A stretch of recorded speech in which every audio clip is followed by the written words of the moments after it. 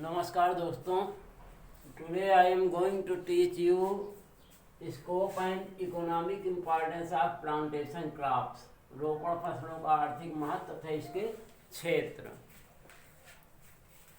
यदि हम देखें रोपण फसलें जो हैं प्लांटेशन क्रॉप्स, जो कि the crops which are cultivated in large scale, specially a single crop cultivated in large scale and used after processing. The crop is known as plantation crops. Scope and economic importance यदि हम देखें plantation crop, expansion in non-traditional areas, प्रसार है वो non traditional areas में इसका कितना है। जो व्यापारिक क्षेत्र हैं उनके अतिरिक्त इसका प्रसार। Due to restricted geographical distribution the possibility of expansion of plantation crops in traditional areas is limited.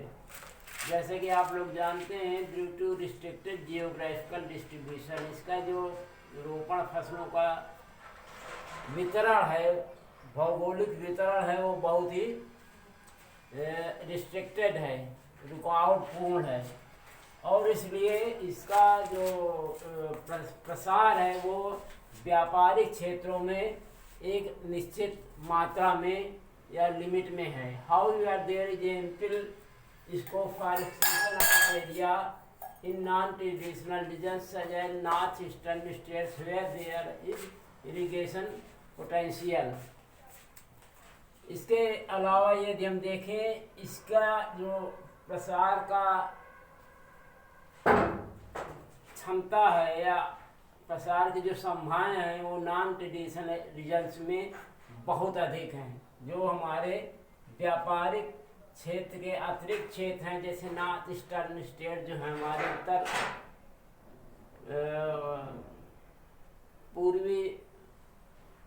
Uttar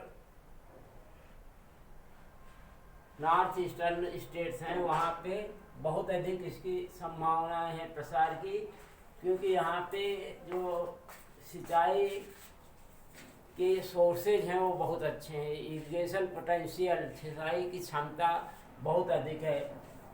dip irrigation technology facilitated area expansion of plantation crops in new area oblique non traditional area. जो drip irrigation techniques है सिंचाई की, उसके कारण से जो अनडुलेटेड land है वहाँ ये बहुत आसानी से ग्रो कर सकती है, क्योंकि अनडुलेटेड लैंड में डिप इरिगेशन, जैसे कि आप लोग जानते हैं, पानी बिछा करके ज़मीन में और रूट जोन में, मतलब उसको छिद्र द्वारा हम पानी देते हैं, तो डिप इरिगेशन के कारण इसमें सिंचाई करने में कोई दिक्कत नहीं होती, इसलिए इसका जो इस एरिया है वो बढ़ता जा रहा है। सेकेंडली अगर हम देखें एक्सपोर्ट पोटेंशियल, अगर हम इसका निर्यात की संभावनाएं देखें तो इसमें plantation crops earn foreign exchange, ये काफ़ी मात्रा में जो रोपण फसलें हैं ये काफ़ी मात्रा में विदेशी मुद्रा को अर्जित करने में क्षमता रखती हैं। जैसे एग्जाम्पल कोर बेस्ड प्रोडक्ट, अगर हम देखें तो जो कोर बेस्ड प्रोडक्ट हैं जैसे कोकोनट हस्क है, कोर एक्सपोर्ट एंड काफ़ी का बहुत अच्छा एक्सपोर्ट होता है हमारे देश से, और हमें विदेशी मुद्रा की प्राप्त होती है। Export earning from plantation crops is 27% of total agricultural commodities. जितना भी कृषि संबंधित एक्सपोर्ट होता है हमारे देश से, इसमें प्लांटेशन क्रॉप रोपण फसलों का योगदान लगभग 27% है, 27% है, एंड 4.8% ऑफ टोटल एक्सपोर्ट। तथा जितना भी एक्सपोर्ट होता है हमारे देश से, खुद तोड़ते तो कुछ नहीं, निर्यात होता है वो 4.8% है टोटल एक्सपोर्ट का प्लांटेशन क्रॉप का। नेक्स्ट अगर हम देखें employment generation, it avoid the problem of unemployment because plantation crop cultivation provide your year-round gainful employment on the farm and factories। अगर हम देखें तो प्लांटेशन क्रॉप की खेती जो है ये पूरे वर्ष रोजगार प्रोवाइड करती है क्षेत्र पे तथा फैक्ट्री उद्योगों में पूरे वर्ष इसमें रोजगार मिलता है। अगर हम देखें coconut cultivation amounting 70 million mandays per year, अगर हम केवल नारियल की खेती से देखें तो इससे लगभग 70 मिलियन मैंडेज पर ईयर केवल केरला में इसमें ज़रूरत पड़ती है। तो आप देखें कितना एम्प्लॉयमेंट ये प्रोवाइड करता है प्लांटेशन क्रॉप की कल्टीवेशन। नेक्स्ट क्रॉप डाइवर्सिफिकेशन, अगर हम क्रॉप डाइवर्सिफिकेशन विविधता देखें, crop provide ample scope for diversification and thereby it creates sustainable agriculture. There is no monopoly, इसमें जो डाइवर्सिफिकेशन है, जैव विविधता है, वो कायम रहती है। और इसमें जो हमारा एक निश्चित रूप से अगर हम एक मोनोकल्चर करते हैं तो हमारी भूमि, इसीलिए क्रॉप रोटेशन जैसा कि आप लोग जानते हैं फसल चक्र अपनाने से हमारी भूमि की फर्टिलिटी स्टेटस जो है बना रहता है। इसी प्रकार से अगर हम देखें तो क्रॉप डाइवर्सिफिकेशन के ये प्रदान करती है रोपा फसलों की खेती, और इससे जो हमारा भूमि it provide the sustainable agriculture, कहने का मतलब इसमें एक सस्टेनेबिलिटी रहती है, स्थायित्व रहता है खेती में, ये स्थायित्व प्रदान करते हैं सस्टेनेबल एग्रीकल्चर, कृषि में स्थायित्व प्रदान करते हैं। नेक्स्ट अगर हम देखें ability of technology and yield growth, जो तकनीक की उपलब्धता है तथा यील्ड ग्रोथ जो उपज में गैप है, considerable information on recent technologies are available on these crops, पर्याप्त मात्रा में considerable information on recent technologies are available on these, इन फसलों पे जो करंट इंफॉर्मेशन है, नई तकनीक के बारे में पर्याप्त मात्रा में उपलब्ध है।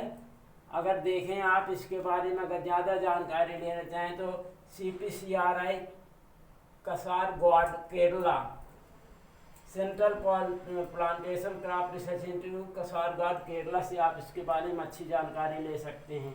ये नाश्ते on cashew, national centre on kaju cashew, Shantigarh Puttur and from agriculture universities and research station आदि से आप बहुत अच्छी जानकारी ले सकते हैं। There are important research station on plantation and beverage crops, जो हमारी रोपण फसलें हैं या जो बेवरेज क्रॉप्स हैं, beverage crop the crops which are use as drinking purpose, पेय पदार्थ के रूप में होते हैं, उनके रिसर्च के लिए बहुत ही इम्पॉर्टेंट रिसर्च स्टेशन है। जैसे कोकोनट नारियल के ऊपर देखें तो CPCRI कासारगोड केरला में कोकोनट के ऊपर रिसर्च स्टेशन है, central plantation crop research institute. Areca nut, अगर हम सुपारी के ऊपर देखें तो CPCRI regional research station Vittal Karnataka में एरेका नट का रीजनल रिसर्च स्टेशन, जहाँ से आप अच्छी जानकारी हस्तांतरित कर सकते हैं। कोको फूड ऑफ गॉड जिसे कहते हैं, CPCRI regional research centre Vittal Karnataka.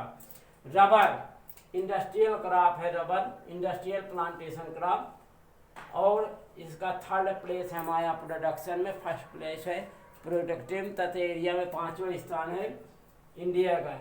Research institute of India, rubber research institute of India Kottayam Kerala में है।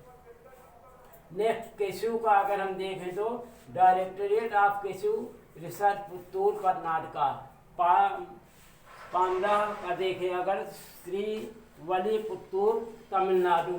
Next oil palm, best yielding oil crop is oil palm, इसका मेसोकार्प के द्वारा ऑयल निकाला जाता है, मध्य फल भित्त होती है इसमें ऑयल पाम में, उसके द्वारा आप ऑयल निकाल सकते हैं। बहुत ही अच्छा ये ऑयली क्रॉप होती है, best oily crop is oil palm. National research centre Eluru Pedavegi, Andhra Pradesh में इसका रिसर्च स्टेशन है। टी, अगर हम चाय का देखें तो T research institute, United planters association of south India,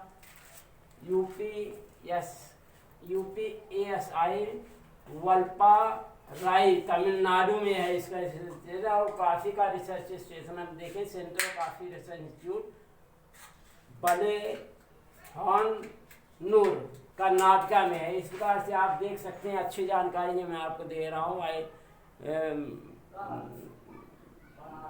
निश्चित रूप से मैं ऐसी आशा करता हूँ कि इससे आप लाभान्वित होंगे। Thank you very much. I request you to please like and subscribe my channel. Thank you very much.